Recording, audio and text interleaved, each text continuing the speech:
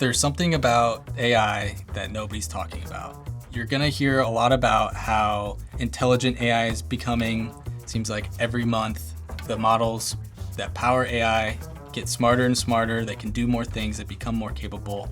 But the one thing that no one's talking about is how much those models cost in terms of usage for you as a business owner.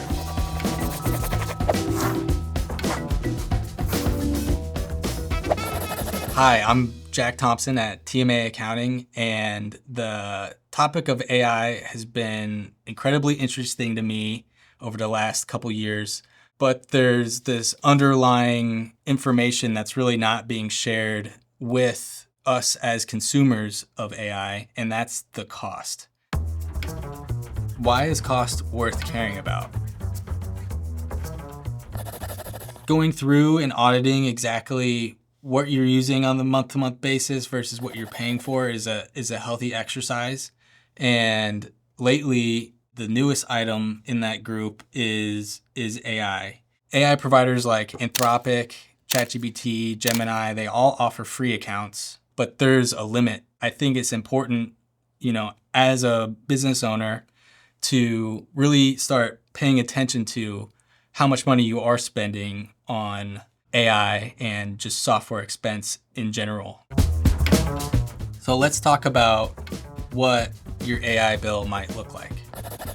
Right now, about $20 a month gets you access to state-of-the-art models from ChatGPT to Claude to Gemini. But there's a catch. Depending on which subscription that you choose, you get varying levels of access to the models that you want to use. But there is a strategy if you're a small business owner. You could start out with a free account if you're just using it for one person, but what you might find out quickly is that you hit the allowance limit for that account. What you can do at that point is upgrade to the $20 subscription, and that will give you an even higher allowance for that month. If you run out of that, they've got the $100 and the $200 subscriptions that give you more and more of a limit. I think the main confusion there is the base unit. Like, okay, I'm paying for a Claude Pro subscription, so I get 5 times what I would get if I was on a free account. But I don't even know what allowance I get when I'm using a free account. So if I'm getting 5 times of something I don't know, and I can spend $100, I can spend $200. It's the unit is kind of hidden, or not hidden, it's just not disclosed. And so I think $20 is not a huge expense, but $20 now might not be the same forever. It probably will get more expensive. There's also what they call Teams accounts, and if you sign up for 5 accounts at once, and you can find this pricing information on Anthropic's website, you get even more of an allowance per seat. So a Pro account might be $20. You pay $20 for a team seat, and you get more allowance for that team seat than over a Pro. But you have to sign up with multiple people at once. So that's good for small businesses if you're trying to deploy it to multiple employees at once. So here's a way to think about it. Think of AI like your electricity bill. The more you use electricity, the higher your bill is going to be. The more you use AI, the higher your AI bill is going to be.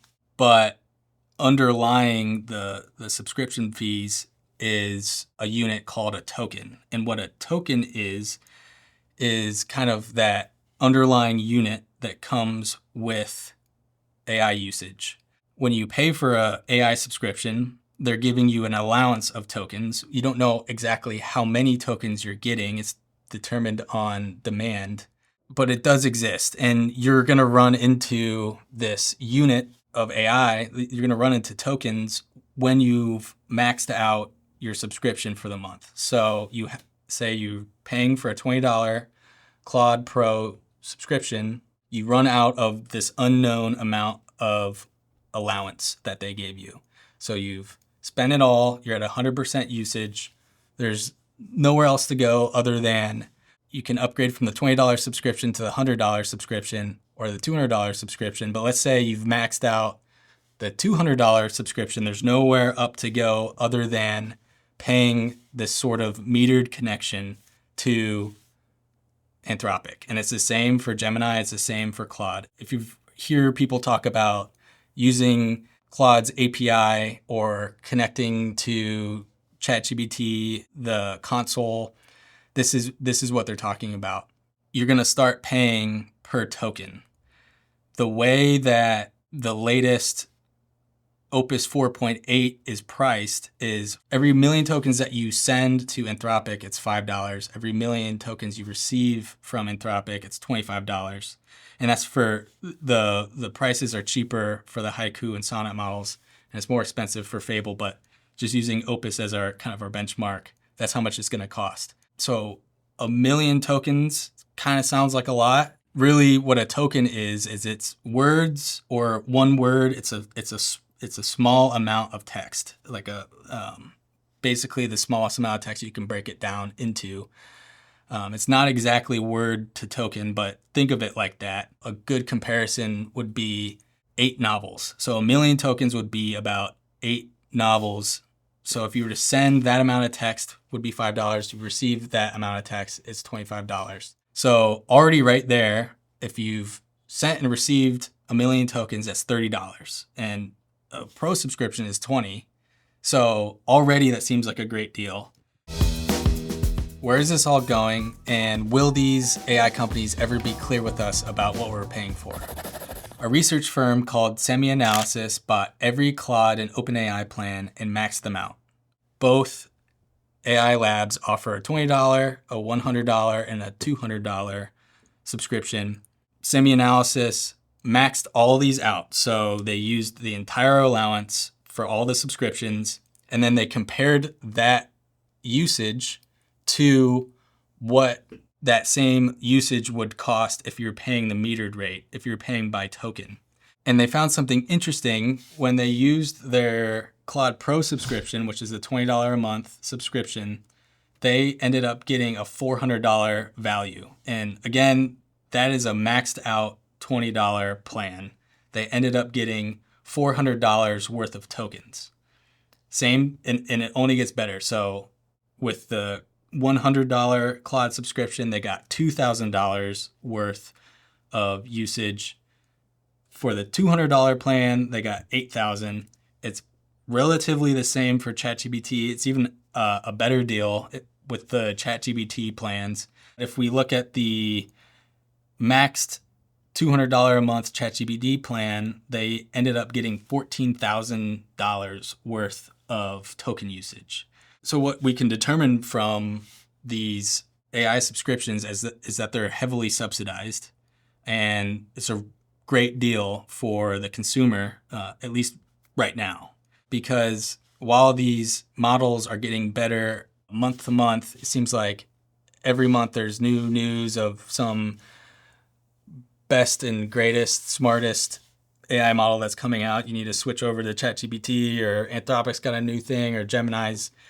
Google is doing something over here. It's getting better all the time, but even the smartest model today, which is Anthropic's Fable, and we'll get into some research about that soon, even the smartest model struggles with full end-to-end tasks.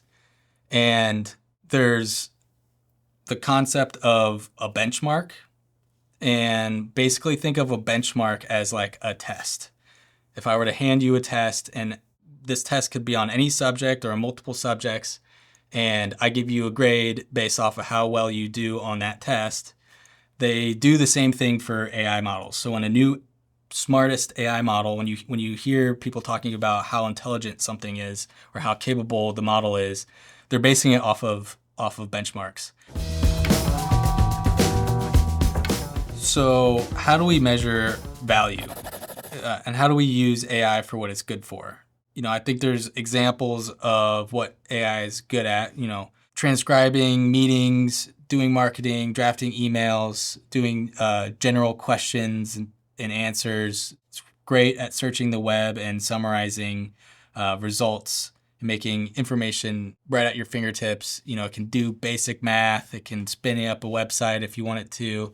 It can go through spreadsheets and organize data. It can build slides. It's pretty good at certain back office tasks. And for $20 a month, I think the value is clear there. And there's a firm that does benchmarks called Artificial Analysis, and they have a test or a benchmark called GDP val, which is gross domestic product valuation. It's their version of one of OpenAI's benchmarks. To simplify it, the GDP val is 220 tasks across 44 occupations, 9 industries, and the tasks on the test, the questions that are being asked to the models are surrounding like back office work. So producing documents, slides, diagrams, working in spreadsheets. The models are run through these tasks and they're graded on how well they can complete them. You can see here we've just got some popular latest and greatest models. These are the smartest ones available from Google, OpenAI, and Anthropic. We can see that Anthropic has the top 3 models. The higher the score means the smarter that they are. There's a human baseline, which is basically that the average person can score a 1,000 on this benchmark or on this test. And you can already see that all of these are doing better than the average person. I've not taken this benchmark myself, so I don't know what score I would get. But there's a trend here, right? Like you can see from Opus 4.7, they went up one version to 4.8 and it gained 100 points. And then they released Fable and that gained about 150 points. What I want to draw your attention to is the cost. So as these models get more intelligent, the price is going up. And what we can learn from this GDP val is the price per task. So if you watched our Excel Claude video, we ran through 3 examples of tasks given to Claude. One of them was we gave it a bank statement and we had it get it into QuickBooks format so it could be uploaded into QuickBooks. And if we take that as an average task, to get Claude Fable to complete that, it would have costed $7.75. We didn't pay that because we're using a subscription, but if that subscription didn't exist, that task would have been expensive. There's other models though, right? Like you don't need to use the smartest model to do all the tasks. So, the less intelligent or the dumber models cost less, and that's generally been the trend. But there's certainly a trend. As these models get smarter, as they get bigger and more capable, the price is going up. And really the only thing that's standing between you and a crazy high software expense or AI bill is these subscriptions. So here's where an AI strategy in a small business might fall short. Depending on the task and the model, $7.75 might be great value. In considering that you're not paying that necessarily, you're paying a flat subscription fee that's subsidized, there's even more value there. Where we stand now is AI is limited. It is not Dr. Manhattan, all-seeing, all-powerful superhero. They aren't able to do full, complete end-to-end tasks like bookkeeping, right? We made a video connecting QuickBooks to Claude, and you can go watch that for yourself. But what we found was that in its current state, as of June 2026, the latest and greatest models aren't exactly intelligent enough to get through a month's worth of bookkeeping. And that's okay because it's cheap and affordable to play around with. I think if we look at the trends, the state-of-the-art models are getting smarter all the time. Certainly, there will be a more intelligent model available in the foreseeable future for a while now. This might be speculating, but here's why I think this deal won't last.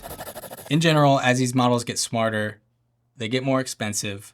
Right now, AI is overhead. It's an indirect cost, But as they get more intelligent, it is reasonable to think that maybe at one point they're going to become a direct cost, directly helping you produce the things that you produce that earn revenue. And the deal might not be the same at that point, though. It might be so expensive where it doesn't make sense to use AI, or maybe it's more competitive to hire, actual labor versus paying for a metered rate with Anthropic to get work done. So when we think about cost, here's some small business examples. Let's say you're a restaurant, and today AI writes your menu copy and can create social posts for a flat fee. But we can imagine that in the future, it's intelligent enough to the point where it's involved in every order. It expedites customer service, and you're going to end up paying per transaction, and you can tie that cost to each plate. Another example could be a doctor's office. Let's say today AI is capable of drafting emails and cleaning up notes, but one day it might be able to completely triage each visit. And as you get busier as a doctor's office, the cost will increase as your schedule gets busier. These are all examples of when your AI bill flips from being overhead into direct costs, meaning your AI expense can be directly tied to the product or service that you're producing.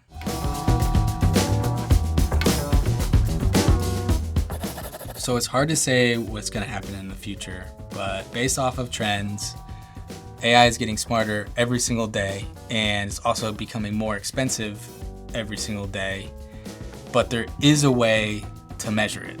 If you have any thoughts about that topic in particular or anything I said today, please leave that in the comment section. I'd like to read those. If you would like, please hit subscribe and click the like button.